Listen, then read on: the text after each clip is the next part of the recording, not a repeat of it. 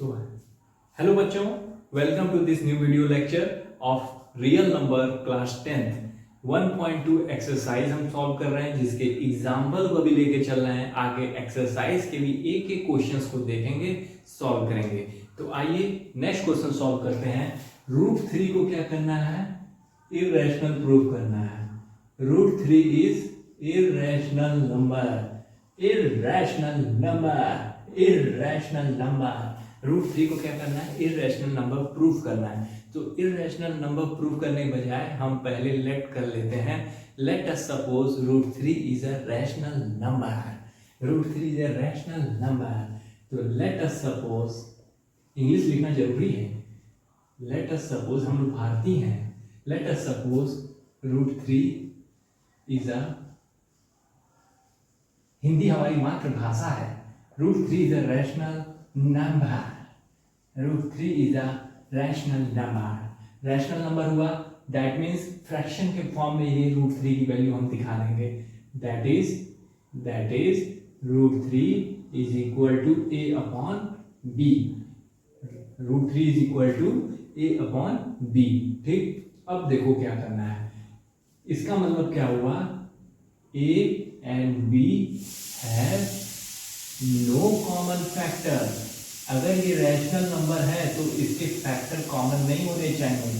आओ देख लेते हैं। Square both side, squaring both sides, both side square कहते हैं, स्क्वायरिंग बोथ साइड्स। तो दोनों तरफ, इसके दोनों तरफ स्क्वायर करोगे।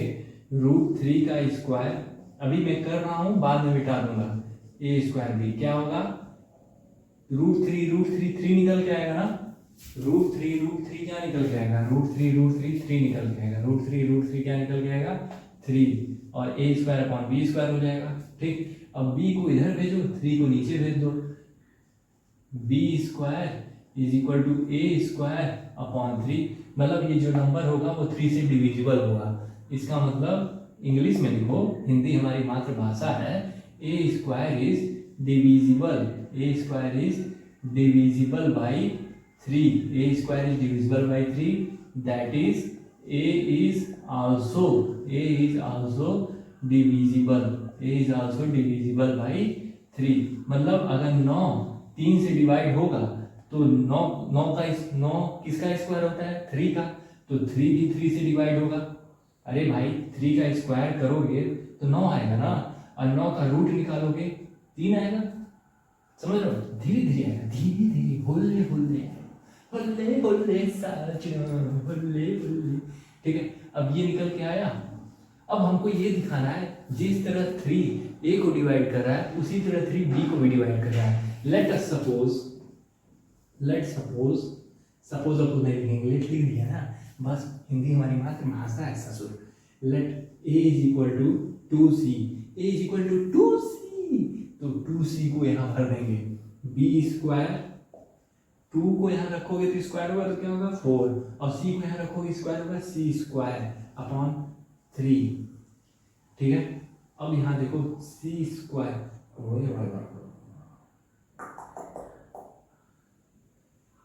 3 है ना, वैल्यू हम लेते हैं 3, a इज इक्वल टू 3।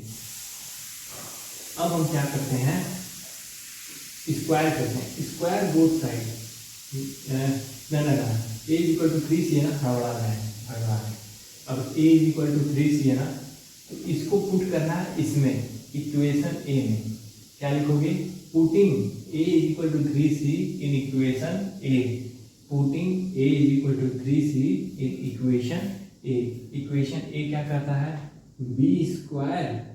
अब a की जगह पे इसका स्क्वायर कर दो, 3 का स्क्वायर 9 और c का स्क्वायर c स्क्वायर अपॉन 3। 3 से ये चीर दो, ये 3 आया, तो b square is equal to 3c square. c की वैल्यू आई b square upon 3, b square upon 3, c की वैल्यू आई b square upon 3। That is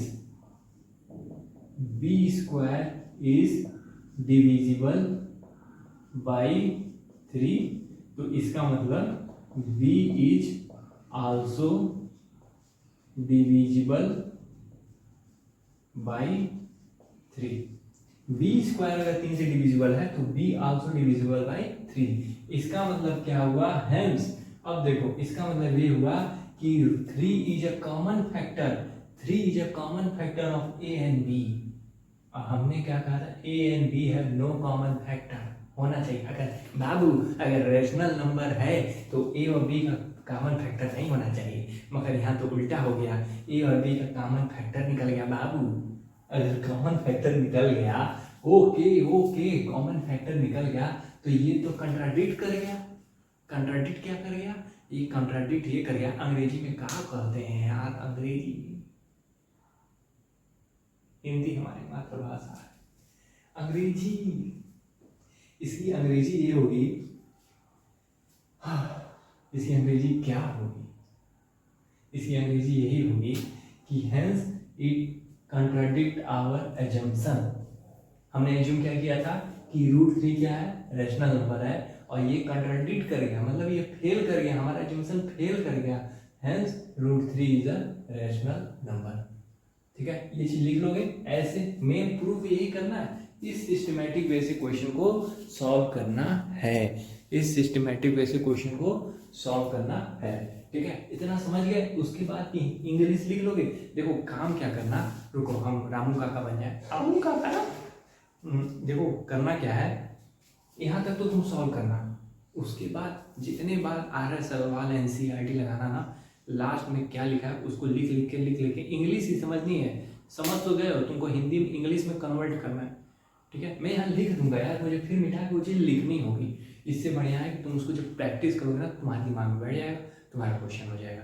ठीक है, तो इस वीडियो लेक्चर को यहीं रखते हैं, आगे एक्सरसाइज 1.2 तक बढ़ने से पहले कुछ और एग्जाम्पल है उनको हम देखेंगे, उनको हम समझेंगे, फिर हम एक्सरसाइज के क्वेश्चन सॉल्व करेंगे। हैव ए नाइस डे, मस्त रहो, खुश रहो यार, खुश रहो, और जम के हमारे यूट्यूब के चैनल को सब्सक्राइब करो, शेयर करो अपने दोस्तों तक। Good bye.